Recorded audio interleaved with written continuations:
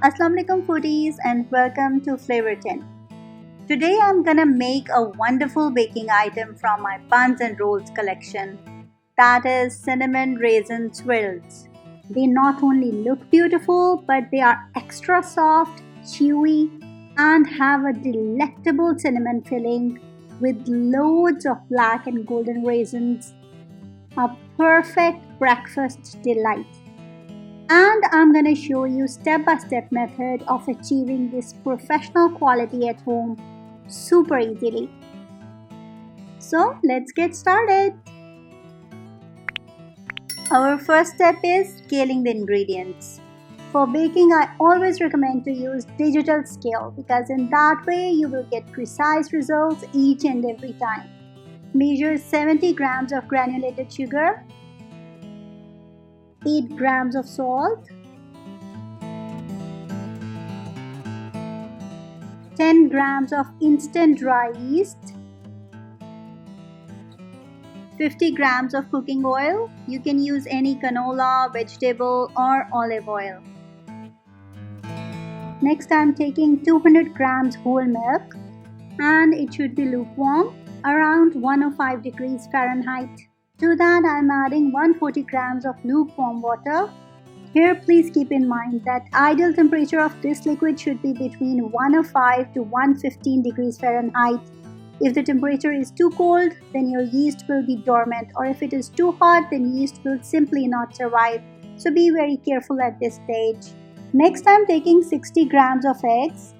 I got curious that how to measure eggs in grams. This is how I do. Cracked 2 eggs, whisked and then measure liquid accordingly. And rest of the mixture you can use for omelette or for other baked goodies. 630 grams of bread flour. And I always recommend to use bread flour for making breads and buns because it has more proteins than usual all-purpose flour, thus helps in making a good gluten structure in the dough. And gluten is actually responsible for chewiness in buns and breads. Our scaling of ingredients is done and now let's move to the next step, that is mixing our ingredients. Now mix all ingredients except flour and mix until all sugar, salt and everything is dissolved. Now take flour and sift over this liquid to avoid any lumps. Plus I am not adding all flour into the liquid, just reserving 2 or 3 tablespoons for kneading. Now mix flour and liquid mixture until all dry flour is nicely incorporated. If you have a stand mixer, then put all ingredients in the mixing bowl and knead with the dough attachment for 5 to 6 minutes. But here we are going to use our hands because it's so satisfying. See, now you cannot see any dry flour, so now let's move to the next step, which is kneading this dough. This dough is quite sticky, so sprinkle some reserved flour onto the work surface. Scrape out all the dough. Sprinkle some more flour on the top. Now start kneading by bringing the dough inside and then push it away, like this. As you can see, the dough is very sticky, so scrape the dough with a scraper and dust with little flour and repeat the kneading motion. Push away and bring inwards.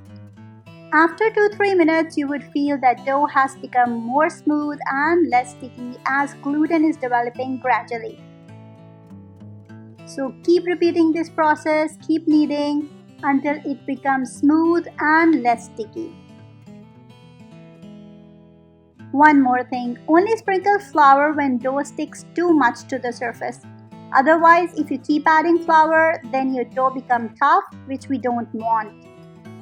So stop dusting when it's not sticky anymore. Now you can see it's less sticky, but it's not that smooth enough. See this roughness? So we need a little bit more, around 3 to 4 minutes. Now I am pretty happy with it. It's soft, smooth and elastic and not sticking to the surface anymore. You would feel this in your hands. So our dough is ready, so let's move to the next step, that is fermentation of this dough. Drizzle the bowl with oil and wrap the dough one more time with oily hands and place it in the bowl. Next, cover it with damp cloth and place at some draft-free or at humid place. You can place a glass of hot water in microwave or in oven to create humidity and place this bowl over there for an hour or until it doubles in size. Let's check after an hour. Wow, how beautifully risen. And you can also see some air bubbles on the top. Perfect. If after an hour your dough is not doubled, then no problem, give it more time. It actually depends upon your surroundings temperature. If the temperature is cold, then it may take longer. Now we are going to give the dough a fold. This step is called folding.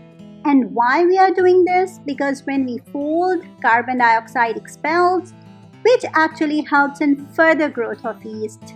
As where there is too much carbon dioxide, yeast activity slows down. Moreover, it also helps in developing further gluten strands in the dough.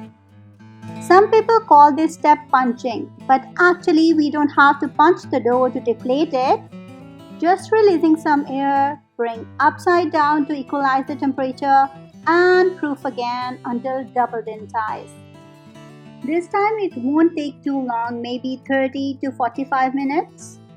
While the dough is rising, let's make our delicious filling. Take 60 grams of melted butter, 65 grams of light brown sugar. Next is my secret ingredient, corn syrup. By adding corn syrup, your filling will remain soft and gooey and the bottoms will not be brittle. Next, I am adding 2 teaspoons of grounded cinnamon. The aroma and flavor of this spice is wonderful, my favorite.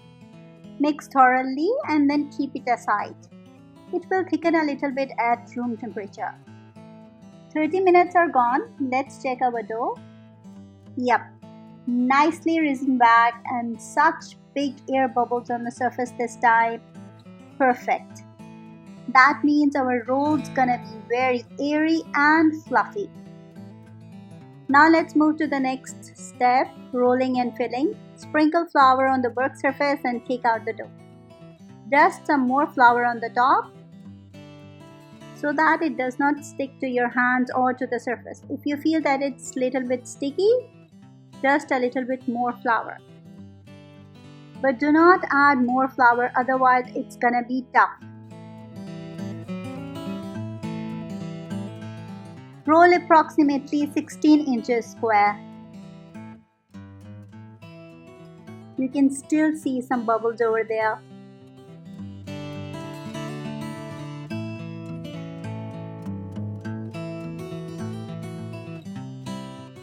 It should be this much thick.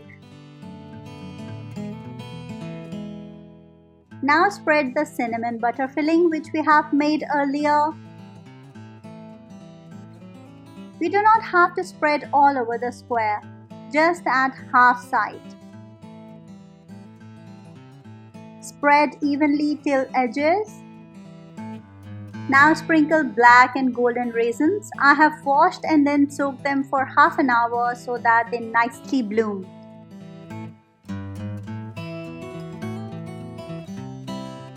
Now spread these equally across the filling. If you don't love raisins, you can leave them out. By the way, who don't love raisins? I doubt. Wow, check out these tons of raisins. Delicious. Now take other half of the dough and flip over the filling, like this. Now with the help of rolling pin, press it out so that all filling sticks to the dough nicely. Dust a little flour at the bottom if it is sticking to the surface. This rectangle is now approximately 9 inches wide and 18 inches long. Now let's move to shaping. Take a pizza cutter or a sharp knife and cut 3/4 of an inch strips. I'm so bad in cutting straight lines, that's why I'm using a ruler as a guide. With this dough, you can make approximately 22 strips or buns. Next, prepare a baking sheet. Grease the pan with non-stick spray or use butter, then sprinkle some flour on the top. Now tap the tray to spread the flour evenly. If you are using non-stick mat, then you don't need this step. Now the most exciting part, shaping. Take a strip and twist one end towards you and the other away from you. Like this. And then swirl around like so.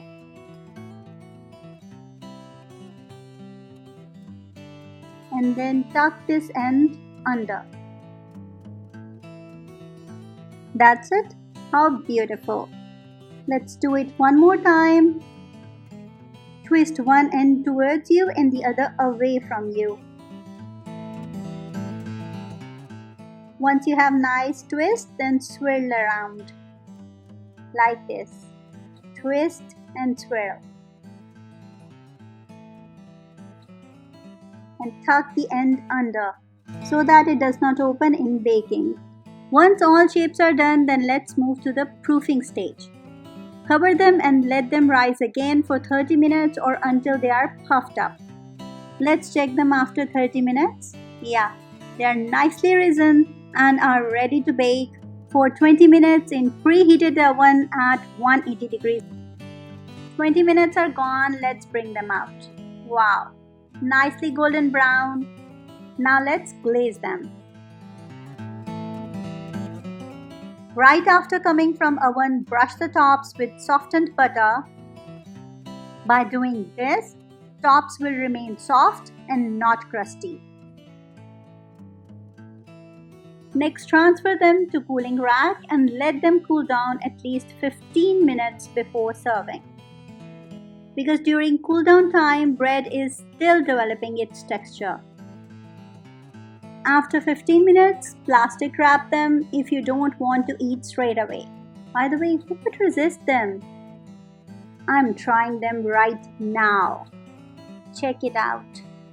So soft and fluffy, not crumbly at all, and look at all these raisins coming out. And cinnamon butter filling is keeping them moist from inside. Utterly delicious. Even for the next day breakfast, they are very light and soft. Drizzle them with honey to add more sweetness. Oh, yummy. Honey, sweet and sour raisins, hints of cinnamon and butter. They all combine together to make a perfect breakfast treat. Enjoy with your family and friends and remember me in your prayers. And I'm gonna see you again with another flavorful recipe. Take care. Bye-bye.